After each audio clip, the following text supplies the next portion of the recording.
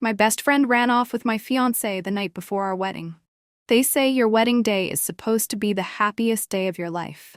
For me, it was the day everything fell apart. I was one night away from walking down the aisle, from marrying the man I thought was my soulmate.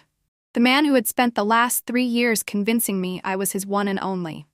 I was sitting in my hotel suite, surrounded by half-empty champagne glasses and my bridal party, laughing about how crazy it was that I was getting married tomorrow, and then my phone buzzed. I almost ignored it, figured it was just a last-minute check-in from my wedding planner. But something made me look. It was a text from an unknown number, and what I saw made my stomach drop. I thought you should know, your fiancé just checked into a hotel with your best friend. My heart stopped. I read it again and again. I felt nothing. For exactly 5 seconds, my brain refused to believe it, and then I lost it. I jumped up so fast my champagne glass hit the floor. My bridesmaids all looked at me, startled. "What's wrong?" my maid of honor, Sarah, asked. My hands were shaking so badly I almost dropped my phone. I turned the screen toward them, and then the worst part, before anyone could say a word, my phone buzzed again. A photo. Of him. Of her. At a hotel together. For a split second I told myself it wasn't real. That maybe it was photoshopped or a prank or something. Anything that made more sense than the fact that my best friend and my fiancé were at a hotel together the night before my wedding. And then I noticed the timestamp. 10 minutes ago. They were there right now. My hands were shaking as I called his number, straight to voicemail. I called her next. Also voicemail. Your call has been forwarded. I felt numb. My bridesmaids were talking, asking me what I wanted to do, but their voices sounded far away. Because suddenly, everything made sense. The last few months, the weird tension between them, the way Lena had been so involved in the wedding planning, how she was the one who picked out his tux, how he always smiled at her jokes just a little too long.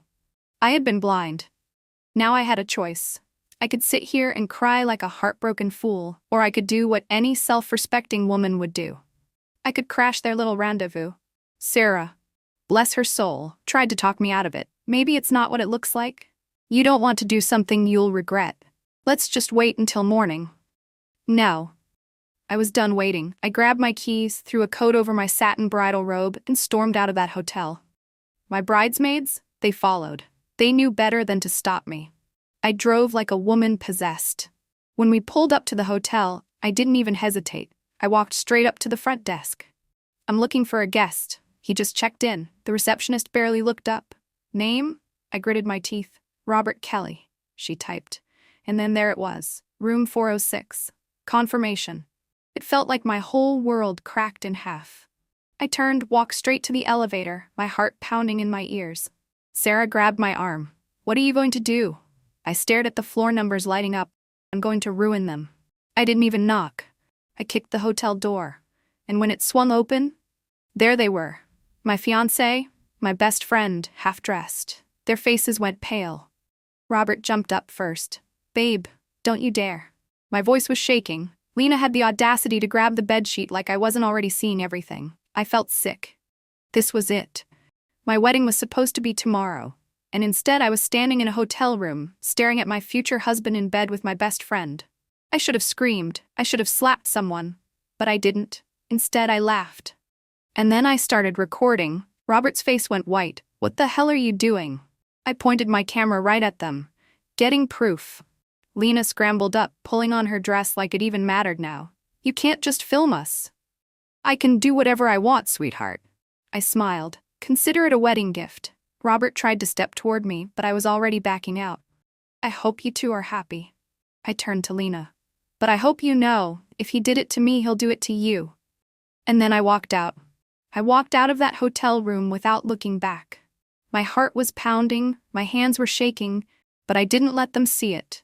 I kept my head high, my camera still recording, because if they thought I was going to break down in front of them, they had another thing coming. Sarah and my bridesmaids were waiting in the hallway, eyes wide when I walked past them. "What happened?" one of them whispered. I just smiled. Exactly what I thought would happen. And then I pressed send. Sent the videos straight to our wedding group chat, to Robert's parents, to Lena's boyfriend, to every single person who needed to see the truth.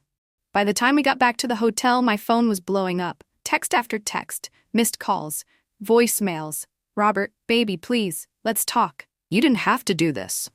Lena's boyfriend, James. What the fuck? I need to talk to you. I turned off my phone. Let them panic. Let them suffer. Tomorrow was supposed to be my wedding day. Now it was going to be a funeral for Robert and Lena's reputations. The next morning, I woke up to chaos.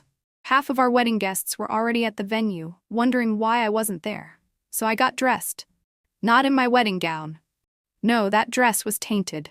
I put on a white power suit, tied my hair back, and marched into that venue like I owned the damn place. Everyone turned when I walked in. My mother was crying. My father looked furious. And then Robert walked in. He looked like hell. His tie was undone, his hair was a mess, and he had the nerve to look at me like he was the one who had been betrayed. "Can we talk?" he said, voice hoarse. I grabbed the mic from the DJ. "Oh, we're talking." The entire room fell silent. And then I did what had to be done. I told everyone, "Ladies and gentlemen, thank you all for coming, but there won't be a wedding today." A gasp. Someone dropped their champagne glass. I turned to Robert, my voice steady, because the groom decided to spend the night before our wedding in a hotel room with my best friend. The entire venue exploded. Robert's mother started crying. Lena, who had the audacity to show up, turned ghost white. And me? I walked out of there with my head held high. The fallout was glorious. Lena's boyfriend dumped her immediately. Robert's parents were mortified. They sent me apology flowers the next day. And Robert, he tried. For weeks, he tried. It was a mistake. I wasn't thinking. I still love you. I let him beg, and then I blocked him. Because here's the thing. I don't forgive betrayal. And if he thought I would ever take him back after this, he was just as delusional as I used to be. 6 months later, I ran into Lena. She looked terrible. Dark circles under her eyes, hair a mess. And guess what? Robert cheated on her with her coworker. When she saw me, she actually started crying. I should have never done that to you. I sipped my coffee. Yeah, you shouldn't have. Then I walked away. Because revenge is knowing they both destroyed themselves while barely lifting a finger. They thought they could betray me and win. They thought they could sneak around behind my back and never get caught. But I don't lose. I rise. And now, I'm thriving. And they're suffering. I guess that's what happens when you stab the wrong person in the back. Because eventually, the knife comes back around.